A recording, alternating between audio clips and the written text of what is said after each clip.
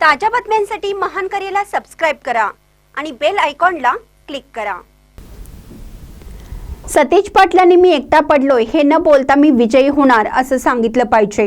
हसन मुश्रीफ, मी एकटा पडलोय हे सतेज पाटलांचं मी वाचलं, हे सर्व जनरल निवडणुकीमध्ये ठीक आहे असं बोलून त्यांना सहानुभूती मिळू शकेल।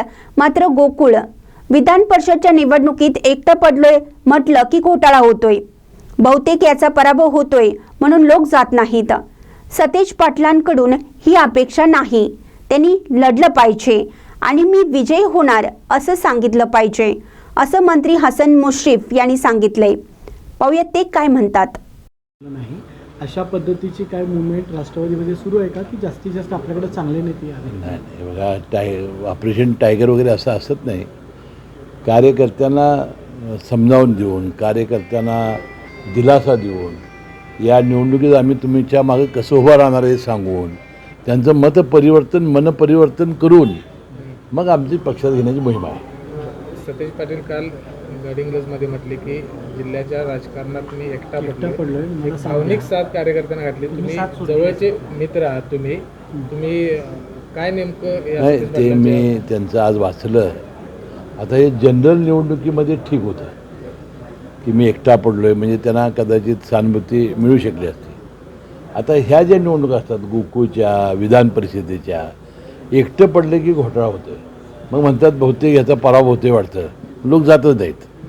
मला वाटतं त्यांच्याकडून ही अपेक्षा नाही, त्यांनी लढाई केली पाहिजे आणि मी विजयी होणार असंच सांगितलं पाहिजे। एकटा पडलोय म्हणजे मी पराभूत झाले असाचा अर्थ होते ना, मग जाणार कोण मतदार? गोकुळचे हे मतदार हे ठराविक आहेत, ते फार हुशार आहेत। आता एकटाच असेल तर बरं आहेत कशाला इकडं विधान परिषदेला, मी एकटाच पडलं मग ह्या काय उपयोगच नाही असं होईल ना ते। असंही म्हणाले की समविचारी लोकांना सोबत घेऊन काम करायचं। ठीक आहे ना, हे बघा राजकारणामध्ये आता त्यांची महाविकास आघाडी आहे, आमची महायुती आहे, आपापले सगळे पक्ष घेऊन आम्ही लढणार। थँक्यू। एकत्र जमलेला आहे, काय नेमकं कारण आहे? स्थानिक स्वराज्य संस्था निवडणुकीच्या अनुषंगानं आहे की नेमकं काय? नाही, आता मी जेव्हा पालकमंत्री होतो त्यावेळेला महिन्याला तिन्ही पक्षाचे सगळे पदाधिकारी बसत होतो। अनेक विषय आहेत, जिल्हा नियोजन मंडळाचा निधी आहे, समित्या नेमायच्या आहेत, जिल्हा राज्यस्तरीय, त्यानंतर स्थानिक स्वराज्य निवडणुका आहेत, हे सगळे आहेत। या निवडणुकीचा आज काय विचार होणार नाही, परंतु बाकीचे विषय आहेत त्याच्यावर चर्चा होण्यासाठी आज बैठक बोललेली आहे असं समजतंय।